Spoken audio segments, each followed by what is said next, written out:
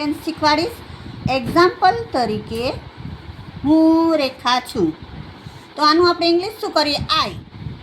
હવે હુંનું આઈ કર્યું, છુંનું આપણે એમ કરશું. હવે આ એમ, ઇઝ અને આર, આ ત્રણેયનું ગુજરાતી છું, છે અને છો થાય. બરાબર, જેને કહેવાય વર્તમાન કાળના ટુ બીના રૂપ.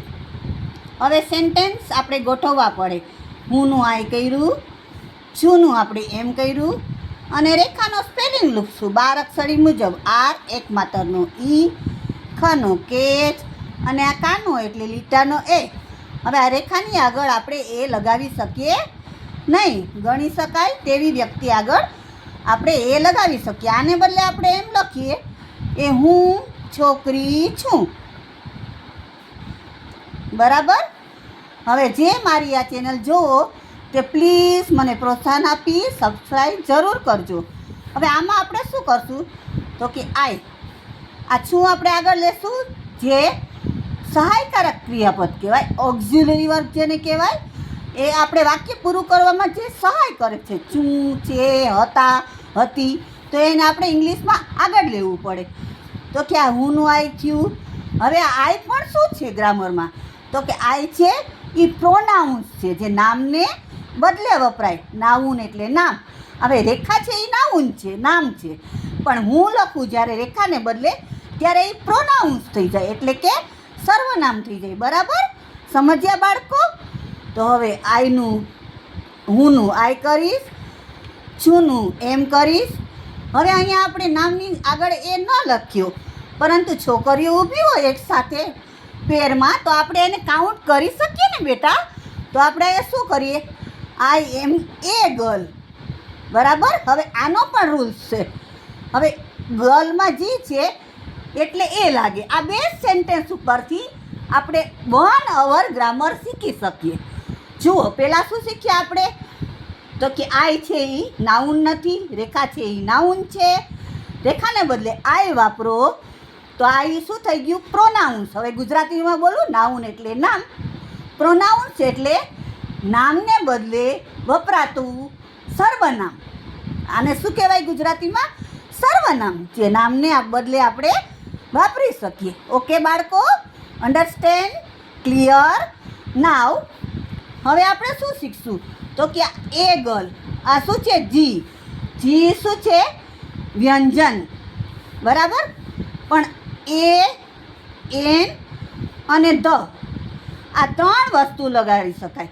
તો કે જે વસ્તુને આપણે કાઉન્ટ કરી શકીએ તેની આગળ આપણે શું લગાડીએ? એ.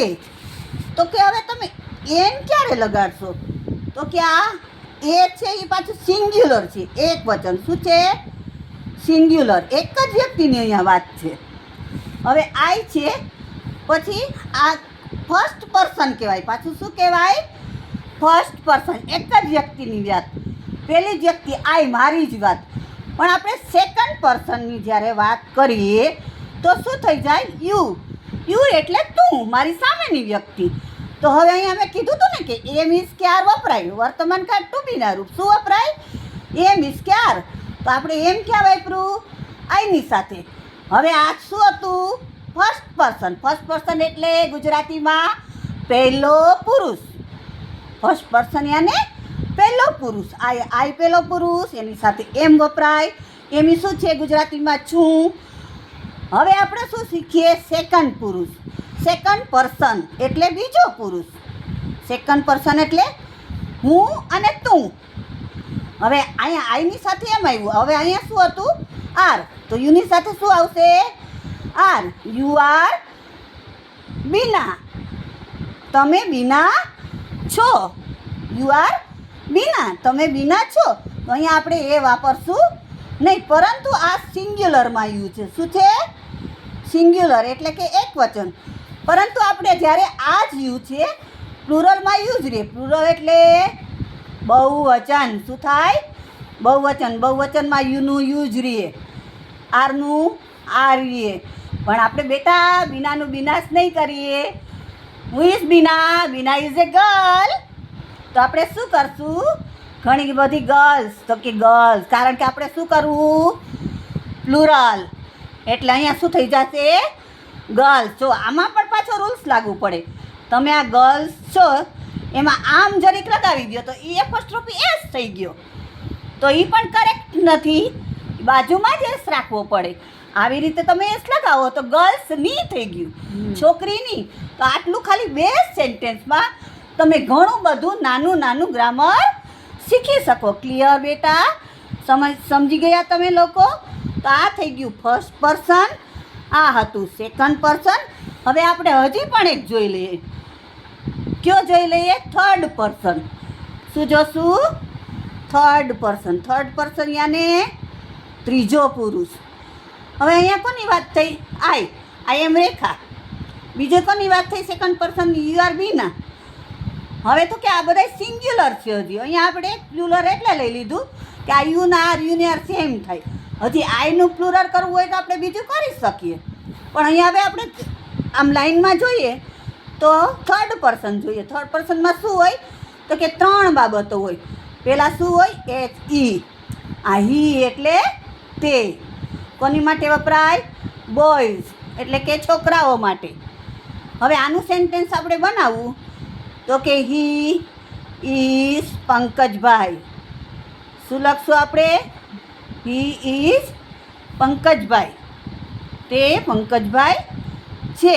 બરાબર? જો અહીંયા આવી ગયું ને, એમ ક્યાં આવી ગયું? આઈની સાથે છું. ઇઝ ક્યાં આવ્યું અત્યારે? હી સીટની સાથે આવે થર્ડ પર્સનમાં. પહેલાં આપણે શું વાપર્યું? હી કેમાં વપરાય? બોયઝમાં. હવે શું કરશું આપણે? સી. સી કોના માટે વપરાય? તો કે ગર્લ્સ માટે. કોના માટે? એની સાથે આપણે શું લખશું? She is Krishnaben. શું લખશું આપણે?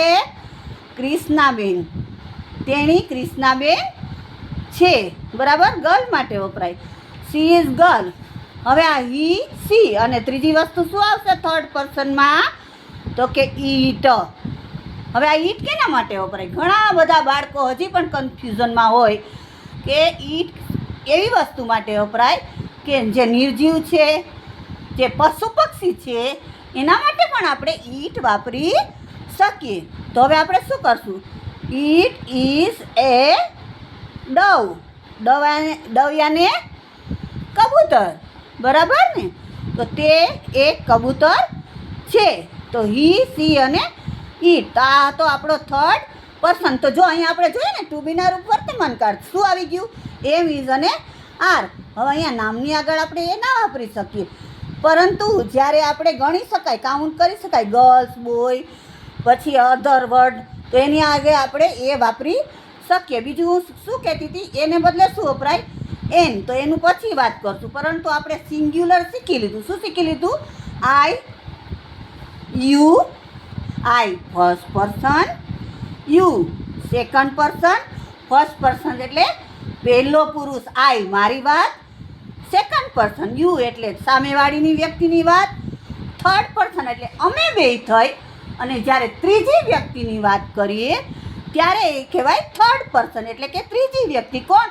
હી તે. સી તેણી. ઈટ તે.